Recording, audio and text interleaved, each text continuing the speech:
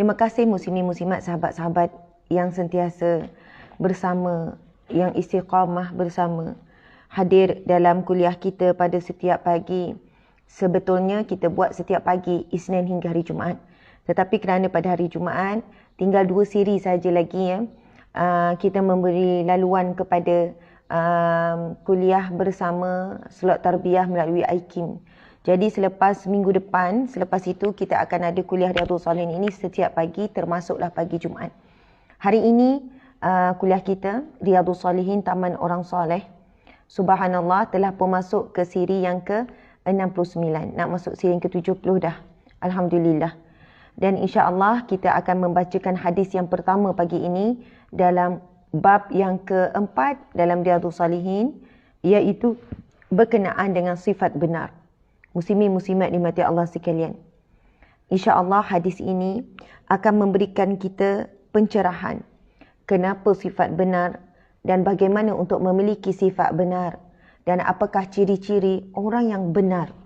Kenapa Saidina Abu Bakar diberi gelaran As-Siddiq, orang yang benar, Masya Allah. Kenapa Sayyidatina Aisyah diberi gelaran As-Siddiqah dan Sayyidatina Asma juga diberi gelaran As-Siddiqah, wanita-wanita yang benar. Subhanallah. InsyaAllah muslimin muslimat boleh buka kitab masing-masing, kitab Riyadhus Shalihin, dan siapa yang masih ingin membeli kitab Riyadhus Shalihin boleh beli di Shopee kita. Boleh saja muslimin muslimat, tuan-puan sekalian boleh cari saja di Shopee ke di mana-mana.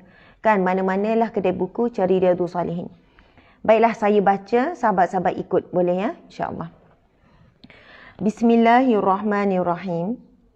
Wa ammal ahadits fal awwalu an ibni Mas'ud radhiyallahu anhu anin nabiyyi sallallahu alaihi wasallam qala inna as-sidqa yahdi ila al-birri wa innal birra yahdi ila al-jannah wa inna ar-rajula la yasduqu hatta yaktuba indallahi siddiqan wa innal kadhiba yahdi ila al-fujur wa innal fujura yahdi ila an-nar wa inna ar-rajula la yakdhibu hatta yuktaba 'indallahi kadzdzaba. Muttafaqun alaih, hadis riwayat Bukhari dan Muslim, hadis yang sahih. Subhanallah, alhamdulillah. Yang bermaksud daripada Ibnu Mas'ud radhiyallahu anhu, daripada Nabi sallallahu alaihi wasallam, bahawa baginda telah bersabda, sesungguhnya sifat benar, bercakap benar, berkata benar, bertindak benar, tuan-puan sekalian. Bahkan benar pada kata-kata, benar juga pada hati. Subhanallah. Orang yang solat, dia benar-benar solat, hatinya juga solat. Subhanallah. Orang yang sebut, bang saya sayang awak, hati dia benar-benar sayang. Dia apa yang disebut pada lidah sama dengan hati dia. Subhanallah. Bila kita sebut pada anak, umi sayang anak-anak, hati juga benar-benar sayang. Bukan mempergunakan anak untuk kepentingan diri. Bukan anak itu untuk dibangga-banggakan. Bukan anak itu menjadi satu bentuk merasakan diri ini lebih baik daripada orang lain. Aku ada anak, kau tak ada anak. Aku seorang ibu, engkau bukan ibu. Subhanallah, ia bukan satu perkara yang mudah untuk meluruskan apa yang dikatakan pada lidah dengan apa yang dikatakan pada hati. Namun cuba kita lihat apa yang Nabi sebut ini. Sesungguhnya sifat benar itu benar-benar membawa kepada kebaikan. Dan sesungguhnya kebaikan pula akan membawa kepada syurga. Sesungguhnya seorang lelaki dan begitu juga perempuan yang sentiasa bersifat benar, sehingga dia dicatat di sisi Allah sebagai orang yang bersifat benar. Orang yang sangat-sangat bersifat benar. Maksudnya, malaikat akan mencatat.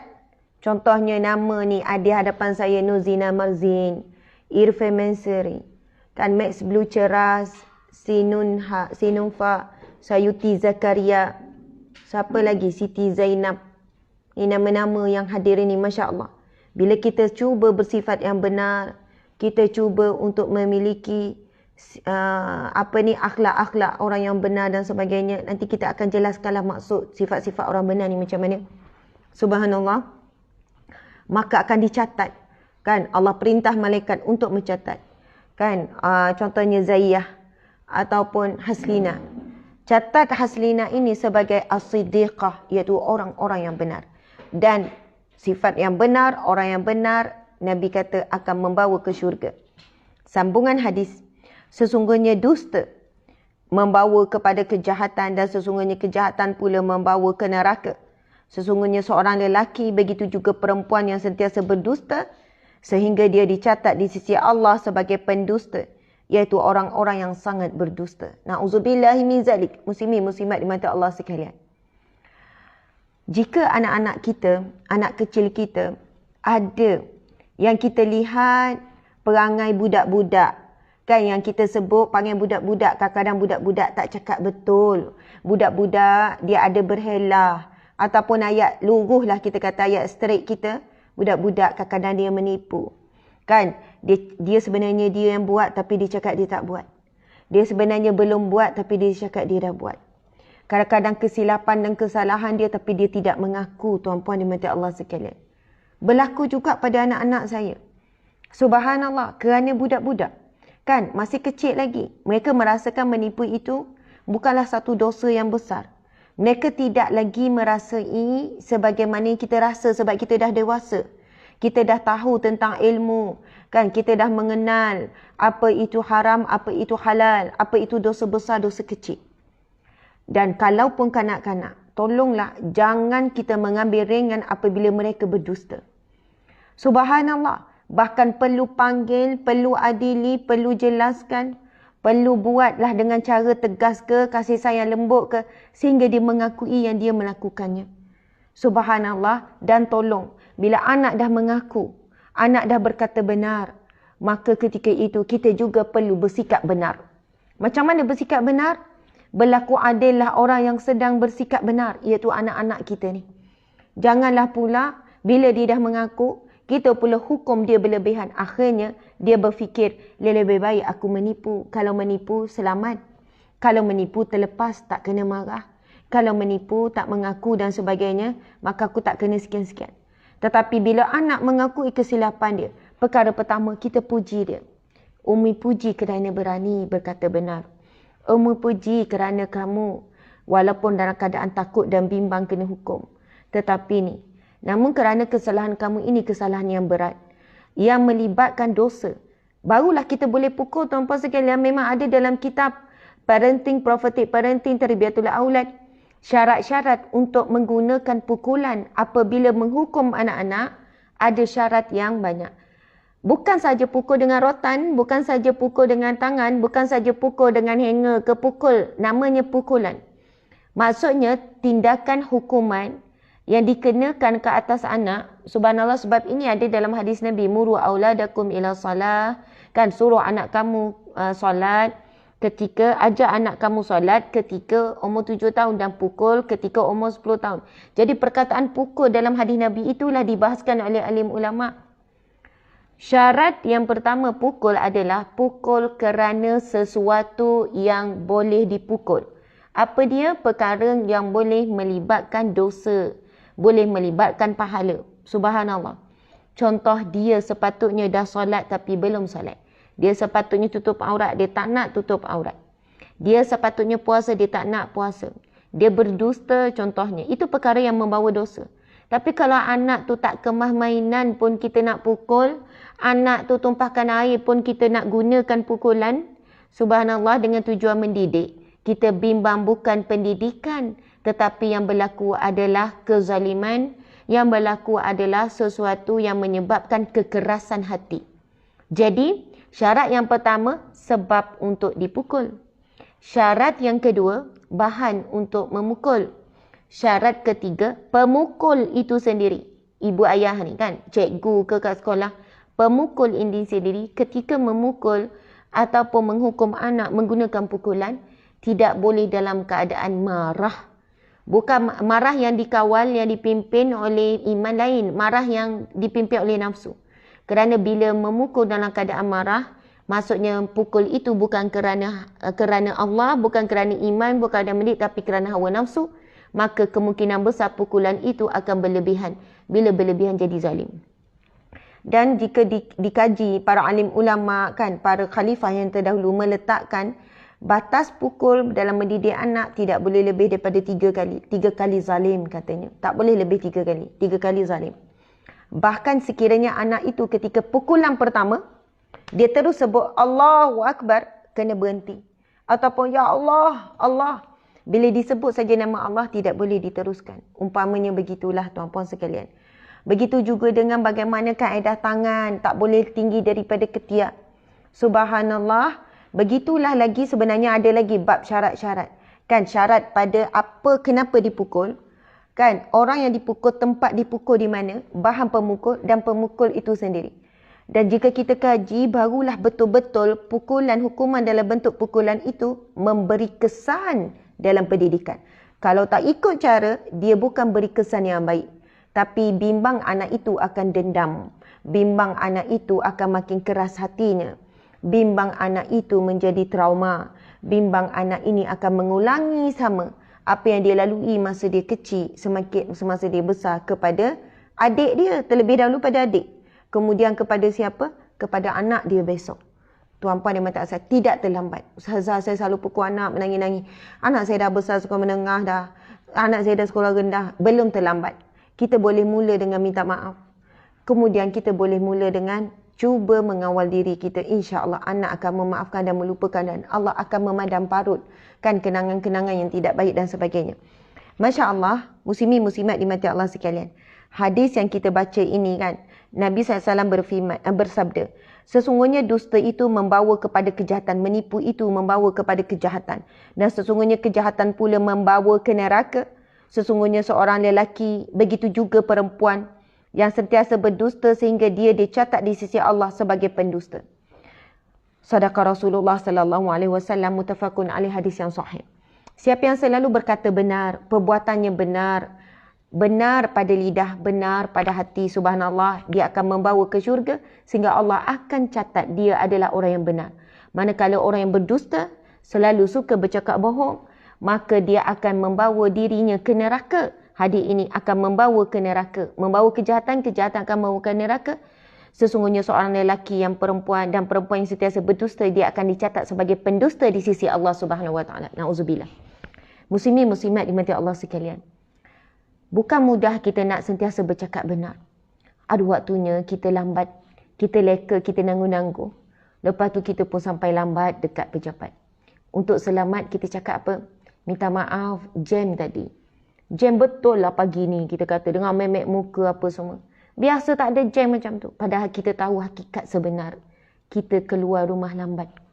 Kan? Ya Allah, mungkin kita rasa perkara tersebut biasa. Kita rasa macam, alah bukan menipu besar pun. Menipu biasa je. Alah, lepas tu kita tulislah nota dekat tu, dekat kad tu, jam. Tuan-tuan di mata Allah sekalian, agak-agak akan dihitung tak? Allah ya hasib, Allah ya basir, Allah ya syahid, Allah ya sami. Allah yang maha melihat, Allah maha menyaksikan, Allah yang maha menghitung. Semua itu dalam perhitungan Allah. Allah maha melihat hakikat keadaan diri kita dan apa jawapan. Mungkin kadang-kadang kan kerana kita nak bersifat benar, kita jawab, bos minta maaf, memang salah saya lambat hari ini. Saya lambat. Dengan bersifat benar seperti ini, menyebabkan kita akan sentiasa awal selepas itu. Akan sentiasa awal selepas itu. Sebab apa? Kita tahu kita tidak mampu menipu. Walaupun untuk menyelamatkan diri, yang akhirnya kita berusaha untuk bangun lebih awal, bersiap lebih awal supaya kita tidak lambat dan tidak perlu lagi memberi jawapan sebegitu. Subhanallah. Dengan anak kecil, saya sekadar flashback balik sebab tak habis tadi. Anak-anak kita, kalau kita kesan dia tidak bercakap benar, kita perlu polish, perlu pujuk, perlu didik betul-betul dengan lembut ataupun tegas supaya mereka ini sentiasa bercakap benar. Dan bila mereka berani bercakap benar, walaupun perkara yang boleh melibatkan mereka dihukum oleh kita, pertama puji dulu. Sebab apa? Sifat benar yang sedang dia miliki adalah sifat yang sangat mahal. Kita puji. Umi puji. Walaupun tengah marah, Umi puji Sarah. Sarah berani bercakap benar. Walaupun Sarah tahu Umi akan marah. Subhanallah. Contoh kan bila balik malam, kami balik malam pukul 10, kami akan tanya, dah baca Al-Mulk belum? Ini contoh saja ya. Kadang-kadang kita tanya, dah baca Al-Mulk belum? Ada yang kata dah, ada yang kata belum baca. Kita dah confused. Dah ke belum? Dah baca ke belum? Sebenarnya dah baca ke belum? Sebab dia tahu kalau tak baca nanti bukanlah kena marah teruk, tapi kena marahlah sikit kan. Ada yang kata dah, ada yang kata belum. Lepas tu kita buat siasatan. Main sini yang kata dah. Betul ke dah baca? Dia pun senyap. Betul ke dah baca? Cakap betul-betul, terus terang dengan Umi. InsyaAllah, Umi tak marah. Oh, cakap macam tu kan. Ayat tu sebab supaya dia terus terang. Lepas tu kata, memang belum baca tapi baru niat nak baca. Niat nak baca, belum baca. Maksudnya tak baca lagi. Terus terang je dengan Umi. Terus terang je dengan Nabi. Jangan berhelah, jangan menipu. Salah ke Umi nanti kan nak baca juga. Salah, memang tak boleh. Walaupun mungkin Umi marah, kenapa? Kan mungkin dah tidur dengan tak baca dan sebagainya. Tuan-puan sekalian, bukan kenapa bertegas untuk baca Al-Mulk. Sebab sayang anak. Sebab sayang keluarga. Sebab Nabi dah pesan. Nabi sebut, Tabarakallazi biyadihil mulk. Hiyal munjiyah, hiyal mani'ah min azabil qabr. Surah Al-Mulk itu Nabi kata, Tabarakallazi biyadihil mulk. Hiyal munjiyah, hadis sahih. Ia adalah perisai. Ia adalah penghalang. Dia adalah pelindung daripada azab kubur. Sebab itu bertegas sangat. Selalu saya kata, Umi tak boleh tolong anak-anak dalam kubur. Anak-anak boleh tak boleh tolong Umi. Tak boleh tolong juga Umi. Kita betul-betul sorang-sorang dalam kubur. Sofan pun terus, takutnya Umi sorang-sorang dalam kubur. Memang takut, tetapi kita akan hilang ketakutan bila kita baca surah Al-Mulk. Al-Mulk akan jadi teman kita. Kubur kita akan jadi terang, bercahaya. Walaupun di bawah tak ada lampu. Kubur kita boleh jadi wangi. Kan? Kubur kita boleh jadi seluas mata memandang. Itu dalam hadis Nabi. Umpama taman-taman syurga. Kalau kita sentiasa setiap malam baca surah Al-Mulk. Lalu dia kata, okey, tak nak tinggal, tak nak tinggal. Subhanallah. Nabi dah beri kita tip. Nabi beri kita wasiat. Nabi sayang kita. Nabi tahu kita takut nak menghadapi kematian. Nabi tahu kita takut keseorangan di dalam kubur. Sebab itu, perkara walaupun sunat, seolahnya kita wajibkan kepada diri kita dan anak-anak. Dan ia kalau bagi kami lah, ia satu kesalahan anak-anak kalau tak tidur tak baca Al-Mulk. Kadang-kadang kami kan outstation, balik lambat dan sebagainya. Jadi mereka perlu membiasakan diri selepas maghrib ataupun lepas isyak baca surah Al-Mulk dan juga surah As-Sajadah jika mereka mampu. Tapi Al-Mulk nombor 1 lah. Jadi sahabat-sahabat, bila kita kenal pasti anak-anak kita ada macam tak bercakap jujur, kita tak boleh buat ayat, alah nama pun budak-budak bang. Budak-budak biasalah. Tolong ibu jangan bela anak kita dan lama-lama anak rasa dengan menipu dia selamat, menipu bukan kesalahan yang besar, menipu dapat bela lagi daripada mak, dapat bela lagi daripada ayah. Bila anak ada sedikit-sedikit perangai dusta, menipu, panggil, bagi tahu, pujuk jangan buat begini lagi sekian-sekian. Allahu Akbar, subhanallah. Kerana apa? Hadis yang kita baca ini, dusta itu membawa kepada kejahatan. Kejahatan akan membawa kepada neraka. Lelaki dan perempuan yang selalu berdusta akan dicatat sebagai pendusta di sisi Allah. Dan Nabi sebut, orang yang benar, sesungguhnya sifat benar akan membawa kepada kebaikan. Kebaikan akan membawa kepada syurga. Orang yang sentiasa berkata benar, maka dia akan dicatat sebagai lelaki ataupun perempuan as-siddiq ataupun as-siddiqah di sisi Allah Subhanahu wa ta'ala. Allahu Akbar. Muslimin, muslimat yang dirahmati Allah sekalian. Masya Allah. Kadang-kadang kita tidak sedar. Nampak biasa. Padahal kita belum on the way. Kita dah sebut.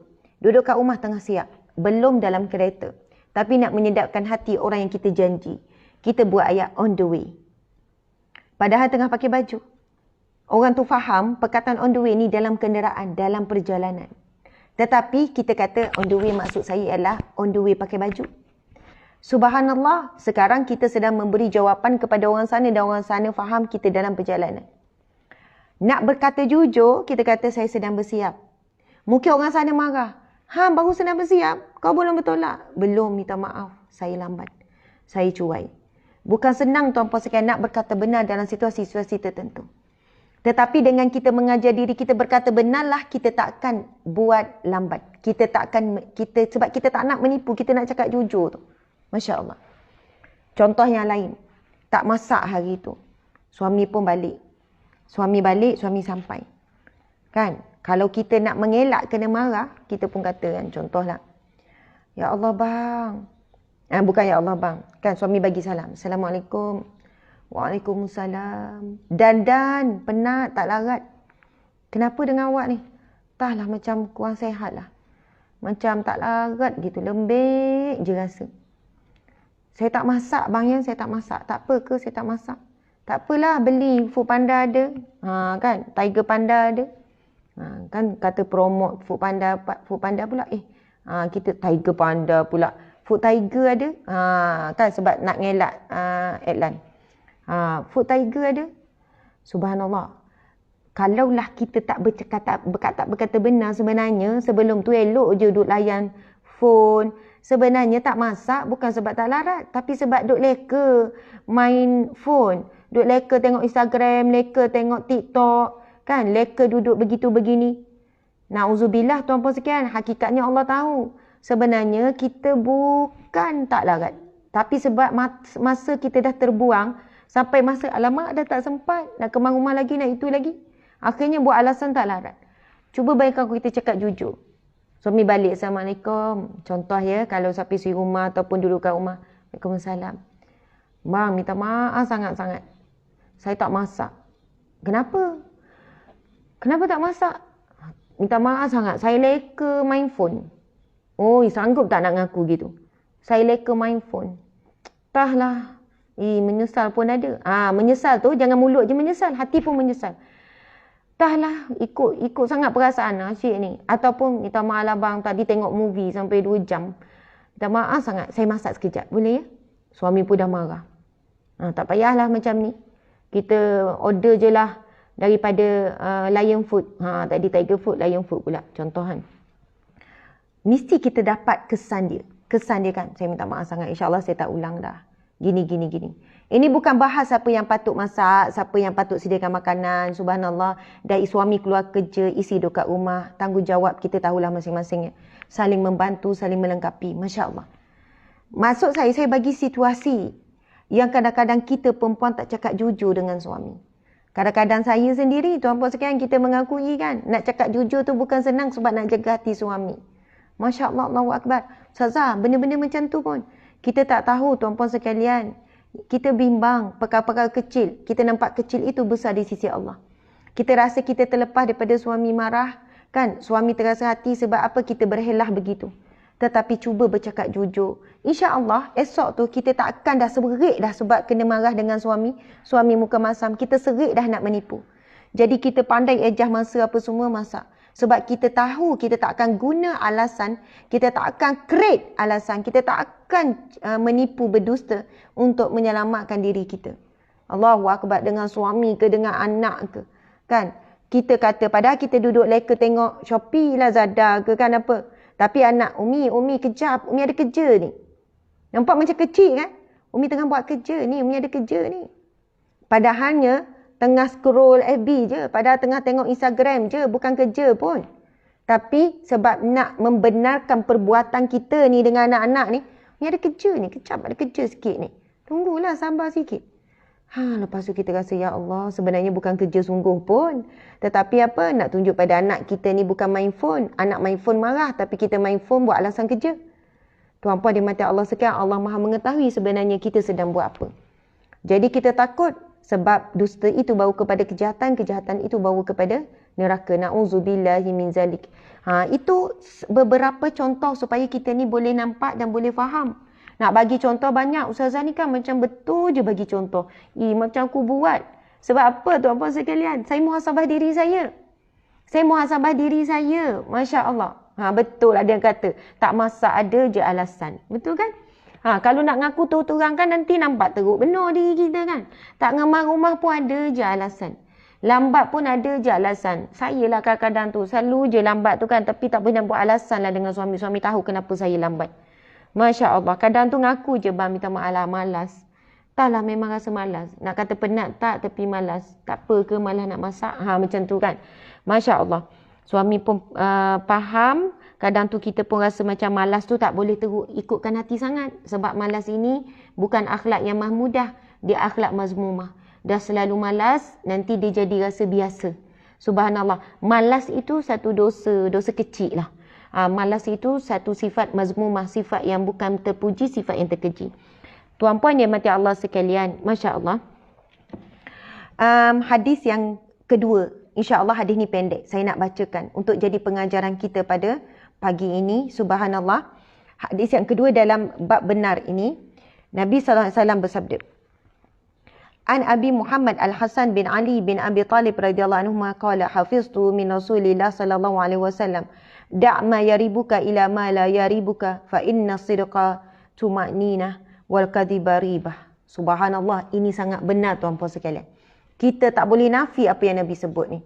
Hati kita tak akan pernah menipu apa yang kita rasa bila kita berkata benar, apa yang hati kita rasa bila kita berkata bohong. Subhanallah. Hadis sahih riwayat Tirmizi yang bermaksud bahawa beliau berkata, Subhanallah, baginda Nabi SAW bersabda, aku telah menghafal daripada Rasulullah SAW sabdanya, tinggalkanlah apa yang meragukan kamu kepada apa yang tidak meragukan kamu. Kerana sesungguhnya benar itu ketenangan dan dusta itu keraguan ataupun keresahan. Subhanallah. Nabi kata, da' ma yaribuka ila ma la yaribuka.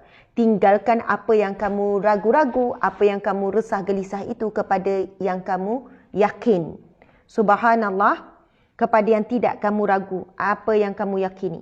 Sesungguhnya Nabi kata, yang benar, berkata benar, bertindak benar itu ketenangan dan dusta itu pula keresahan, keraguan dan rasa resah gelisah. Subhanallah. Tuan-puan dimati Allah sekalian, Masya Allah. Dengan anak kita berkata benar, dengan bos berkata benar, dengan rakan sekerja berkata benar. Masya Allah tuan-puan sekalian. Kadang-kadang saya dengan staf pun, Subhanallah, kan? Kadang-kadang kita sebagai bos pun, Masya Allah, ada je nak helah, nak membenarkan perbuatan kita sebenarnya yang tidak benar. Sebab apa kita nak nampakkan kita ni bos yang baik, bos yang bagus, bos yang perfect. Kita tak mengakui kesilapan kita. Kita tidak mengakui kekurangan kita. Subhanallah, bukan mudah nak berkata benar. Bahkan kadang-kadang staf juga kan nak berkata benar pada majikan dan sebagainya. Sebab itu orang yang sentiasa nak berkata benar, dia mesti orang yang tenang. Dia mesti orang yang, subhanallah tuan-puan dimati Allah sekalian, dia seorang yang akan buat yang terbaik supaya dia tak perlu menipu. Subhanallah. Sampai dia tak perlu menipu. Contohnya, ada tugas yang diberikan. Kemudian tugas tersebut, dah pukul berapa, dah pukul 12 patutnya kena serah. Tetapi tak dapat nak diserahkan. Mungkin sebenarnya kerana kecuaian ataupun kelewatan. Bagi staf yang berkata benar, dia ngaku. Memang silap saya, memang salah saya. Tapi bagi yang tidak mahu berkata benar, dia buat macam-macam alasan. Tapi kalau alasan itu benar, tak ada masalah. Kalau betul alasan itu benar, bagi tahu. Subhanallah, Allahu Akbar. Jadi Nabi SAW sebut sesungguhnya berkata benar itu suatu ketenangan. Huraian hadis, disunatkan menjauhi, meninggalkan perkara yang syubhah, perkara yang digerui tentang hukum hakam halal dan haram, di samping berpada tanpa was-was lagi dengan apa yang halal dan jelas hukumnya. Sifat benar membangkitkan dalam jiwa pemiliknya ketenangan hati, keberanian, kemuliaan diri dan kepercayaan orang lain terhadapnya. Sifat dusta pula membangkitkan dalam jiwa pemiliknya keraguan, was-was, ketakutan, kehinaan, kehilangan harga diri dan ketiadaan kepercayaan orang lain terhadapnya. Saya nak share satu kisah benar yang berlaku kepada Imam Syafi'i. Ni saya baca kisah Imam Syafi'i. Kemudian saya, subhanallah, kisah Imam Syafi'i, antara kisah yang, Imam Syafi'i, betul, Imam Syafi'i. Ada buku kecil Imam Syafi'i. Diceritakan, tuan-puan dan puan-puan sekalian, Imam Syafi'i ini dibesarkan oleh ibu dia saja. Ayahnya meninggal ketika kecil. Ataupun dalam kandungan, ataupun ketika Imam Syafi'i masih kecil. Jadi, wallahu alam. Subhanallah, Muhammad. Betul kan Imam Syafi'i? Ibu dia yang membesarkan dia. Dan Imam Syafi'i adalah dibesarkan dalam keluarga yang susah, miskin. Ketika umur Imam Syafi'i masih kanak-kanak. Mungkin masa tu dah masuk belas. Saya tak ingat ya exactly umur ketika peristiwa ini. Imam Syafi'i memberitahu ibunya untuk menuntut ilmu. Tak silap ke Basrah. Imam Syafi'i saya tak ingat duduk di mana. Tapi perjalanan yang sangat jauh. Anak muda yang seorang diri, tuan-puan dimati Allah sekalian. Anak muda seorang diri dalam perjalanan yang jauh. Bukan mudah ya seorang ibu nak melepaskan. Tetapi demi untuk menuntut ilmu. Dan kita tahu Imam Syafi'i menempuh perjalanan jauh untuk belajar ilmu dengan Imam Malik. Masya Allah. Kemudian si ibu ni memberikan apa? Si ibu ni memberikan bekalan beberapa lah duit. Bukanlah banyak. Memberi bekalan, kan duit tu letaklah dalam poket sekian, kan sebagai bekalan untuk makan minum. Kan. Lalu anak ini pun, Imam Syafi'i ini pun ikutlah kabilah, kumpulan pedagang ke untuk menumpang perjalanan bersama-sama. Kalau laut ada lanun, di padang pasir juga ada lanun, ada perompak, ada penjenayah. Subhanallah. Ditakdirkan Allah dalam perjalanan tersebut, kabilah ataupun kumpulan, maksudnya kumpulan grup perjalanan yang ditumpang oleh Imam Syafi'i bersama dengan Imam Syafi'i ini diserang oleh lanun padang pasir. Subhanallah. Lalu muslimin-muslimat di mata Allah sekalian, ceritanya berlakulah rompakan. Sampailah kepada Imam Syafi'i lalu ditanya, kamu ada harta tak? Kamu ada apa? Lalu Imam Syafi'i berkata benar, tanpa menipu, tak ada tersorok-sorok, sebab ibu dia berpesan. Subhanallah, ibu Imam Syafi'i pesan, wahai anakku, kemana pun kamu pergi, kan apa pun yang kamu lakukan, sentiasalah berkata benar, sentiasa berkata benar. Imam Syafi'i pegang ni wasiat pesan ibu ni. Lalu Imam Syafi'i berterus terang apa yang dia miliki, berapa dinar dia ada, kan berapa dirham ataupun berapa dinar dia sebut, dan jumlah yang disebutkan oleh Imam Syafi'i itu agak banyak. Lalu diketawakan oleh perompak tu, oleh lanun tu ketawa. Menipu, kau menipu. Sebab apa? Penampilan Imam Syafi'i yang paling lusuh bajunya di antara orang yang, antara pedagang-pedagang tu. Dengan pakaian yang lusuh, dengan kasut ataupun selipar yang lusuh. Sebab memang orang miskin. Pakaian mungkin bertampal-tampal, pakaian buruk. Jadi, mereka lanun tu tidak percaya. Subhanallah.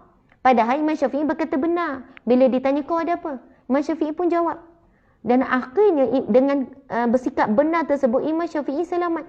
Subhanallah. Apa yang dibawa, harta yang dibawa, yang dikirim, yang diberikan oleh ibu tu tak dicuri. Sebab apa? Perompak tu tak percaya pun. Malah diketawakan. Kau ni menipu lah, macam ni ada. Akhirnya tidak pun dirompak. Allahu Akbar. Dan mungkin yang kata tak ada itulah yang tak ada, aku tak bawa harta banyak, aku tak ada ni. Mungkin yang itulah yang dicari dan sebagainya. Tetapi tuan-puan dan puan-puan sekalian, cerita ini sebab Imam Syafi'i bercakap benar kerana Allah, dan itu adalah sifat dan akhlaknya. Dia dilindungi Allah dan diselamatkan Allah Subhanahu Wa Taala. Allahu Akbar. Sama juga ada kisah imam-imam yang lain begitu juga dalam perjalanan dirompak, lalu berkata benar, bahkan dalam membenarkan dia buat keluar lagi, kan?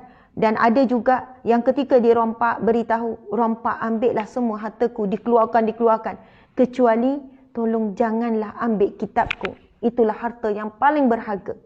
Lalu ramai mana yang ulama terdahulu yang begini tuan-puan sekalian, akhirnya orang yang melakukan rompakan itu menangis, kan, maksudnya dapat hidayah, berhenti merompak, terus beriman kepada Allah, jadi orang yang baik. Subhanallah tuan-puan di mata Allah sekalian, Masya Allah. Untuk mempunyai sifat yang benar, untuk mempunyai akhlak yang benar, tindakan yang benar bukanlah perkara yang mudah seperti mana yang kita fikir. Cuba hari ini kita sentiasa berkata benar, bertindak benar mengikut syariat, makan makanan yang benar, maksudnya yang tidak syubhah, yang tidak bercampur yang haram. Ini sifat-sifat orang benar. Okey, sebagai penutup untuk perkongsian pada pagi ini, terima kasih semua yang hadir, lebih kurang hampir dalam 6,000 ya, 4K, yang ni 1.8K. Benar ini bukan berkata benar saja, tindakan benar, memakai pakaian yang benar, makan benda yang benar. Sebab itu hadis Nabi itu perkara-perkara yang syubhah disebutkan. Nak makan mesti benda-benda yang halal, diyakini halal. Memakai pakaian yang kita yakini, pakaian yang tidak mendatangkan kemurkaan Allah.